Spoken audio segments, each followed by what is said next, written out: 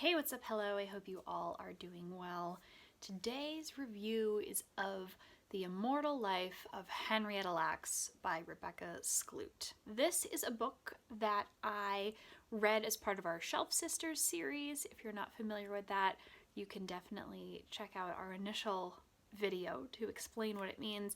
But in a nutshell, Bex and I pick 3 books a year from the others' bookshelf that they have to read. Sometimes it takes us longer than a year to get through all of the books, as it has this year, but this is the second one that I will have read this year for the Shelf Sisters series. The other 2 are On Beauty by Zadie Smith, which I'm reading right now, and Tender's the Night by F. Scott Fitzgerald. And we're doing this in an effort to get each other to read more books that are existing on our shelves, and the fun of it is that the other person gets to pick the books that you then need to read. So I have had this book sitting on the shelf for a number of years. I bought it at the library book sale in 2018?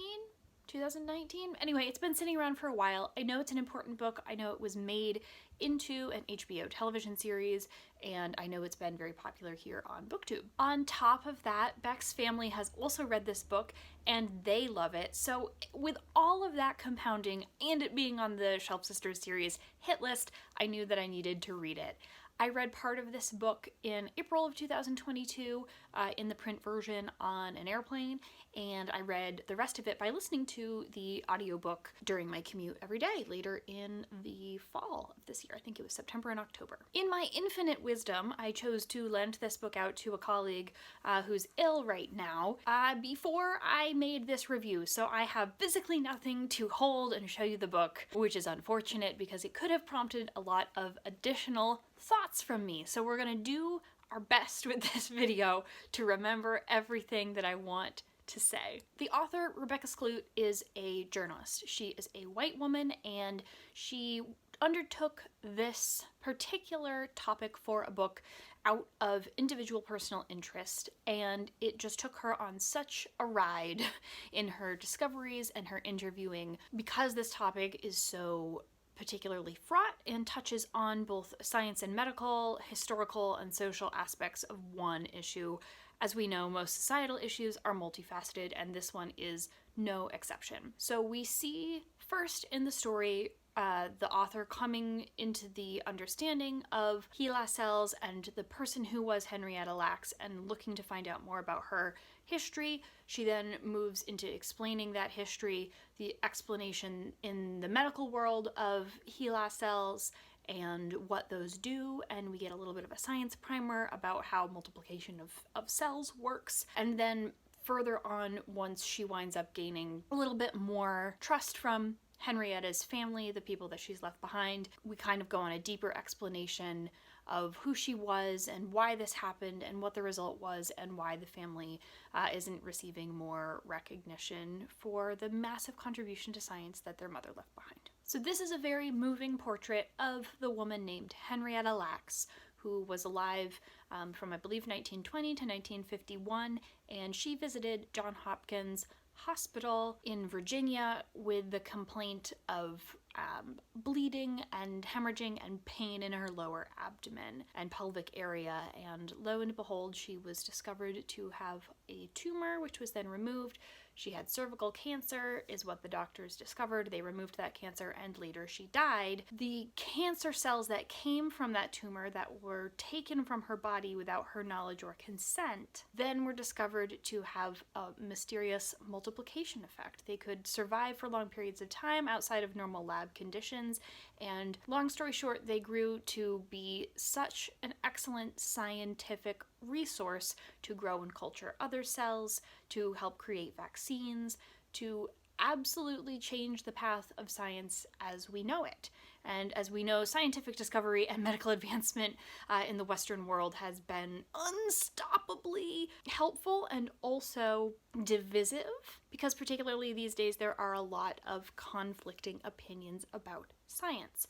But the heart of the issue of this book is that here was this young Black woman experiencing a medical problem, and parts of her body were removed from her by white doctors without her knowledge or consent, and then used across the globe to culture other medical samples and make additional discoveries. Henrietta's remaining existing family had not, and I believe has not, received any significant compensation for the use of their mother's cells throughout science in the entire time that those cells have been running around the world, being sent from lab to lab, from scientist to scientist, folks who are actively profiting off the fact that this discovery was made and that they have been able to make additional discoveries through use of those cells. Once we sort of hear the story and the historical piece of Henrietta's life, Rebecca Skloot talks a little bit more about the scientific aspect of these cells and their progress, and then she really launches into trying to get in touch with Henrietta's family and gaining the trust of this family over time so that she can find out more and more. And the book does jump around in time periods, so in the 50s of these scientific pieces being discovered, the advancements that were happening then, and then the present time in which she was working to find out more about Henrietta's family and the legacy that Henrietta left and how the family has been impacted by this scientific advancement. The structure and format of the book is kind of complex in that way because of this constant back and forth. I know that's sort of traditional in historical fiction to have these two separate plot lines in two different time periods, but in nonfiction this tends to get really, really jumbled. I actually found it easier to follow in the print version of the book than I did in the audio version of the book because I could have the years stamped right at the top of the page.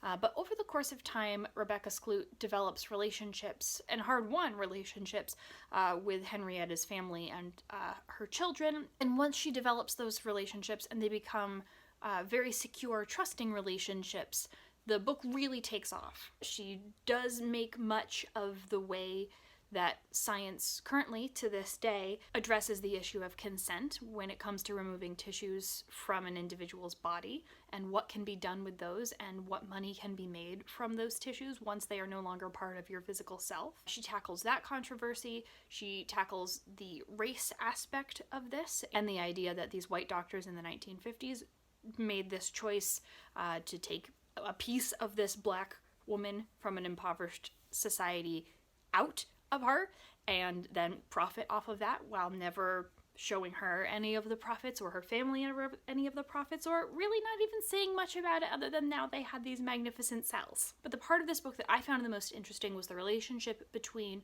the two main character types, which are the author and Henrietta's daughter, Deborah. Once Rebecca forms a relationship with Deborah, which takes a very long time, understandably, the two of them are a very wonderful pair, and you see their relationship blossom throughout the book.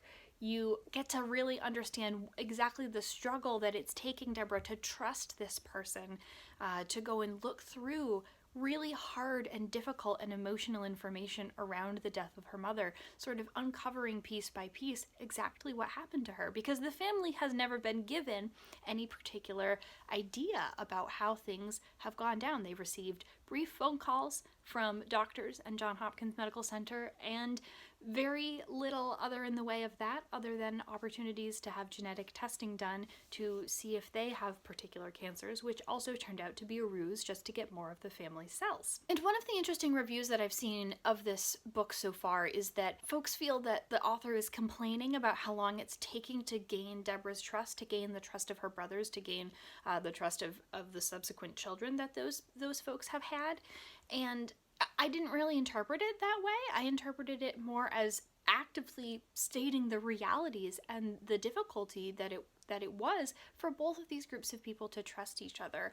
Asking someone who knows very little about their mother, who died when they were very young and doesn't have a really great understanding of this complex issue that people have tried to exploit the family for dozens of years, can be very, very challenging to tackle, and it can be emotional. And I can understand why Deborah and her siblings would not want to trust the author and would make it difficult at every turn for her to gather information, because all they have had happen to them is for them to be exploited. And at some point in the book, one of them says, if she was so powerful and so great, this is a paraphrase, but if she was so great and her cells were so powerful, why can't we even get health insurance? To me, this book does three things well. There is a non-biased argument around medical consent and removal of tissues and cells and what should and can be done with those things. 2, it offers the world an insight into the reality of this medical advancement, the HeLa cells that were taken from Henrietta Lacks. And 3, offers a really elegant portrayal of journalistic expertise that also happens to be a portrait of friendship. The author's relationship with Deborah throughout this book, and the back and forth that they go through with Deborah trusting her and not trusting her, most of which really hinges around Deborah's physical and mental health. Those 2 factors influence her ability to trust the author greatly. But watching that happen demonstrates how committed that you have to be to this, not only to the journalistic task of writing this story, but also to doing right by people who have previously been exploited because of this story. The structure of this book does not lend itself to a linear narrative, but it does lend itself well to the back and forth of the trust and distrust, the trust and distrust, as well as the before times and the present, and the before times and the present. And that back and forth, while challenging to listen to, really does provide a comprehensive picture of what's going on here. Another thing I appreciated about this book was that the author did try to contact some of the scientists and doctors who were involved in this in the past, their assistants, and really questioned them about their involvement in the removal of those cells and the sharing of those cells and the selling of those cells, and the rationale around why they didn't offer her consent when they removed the tumor from her body, and why they didn't ask anyone whether they wanted to participate in getting profits from the selling of those cells. So if you're looking for pure objectivity in a book like this, you're not going to get it. But I did appreciate the balance that the author brought to this, particularly in the debate around sales and profits from tissue removal. Overall, I gave this book 4 out of 5 stars.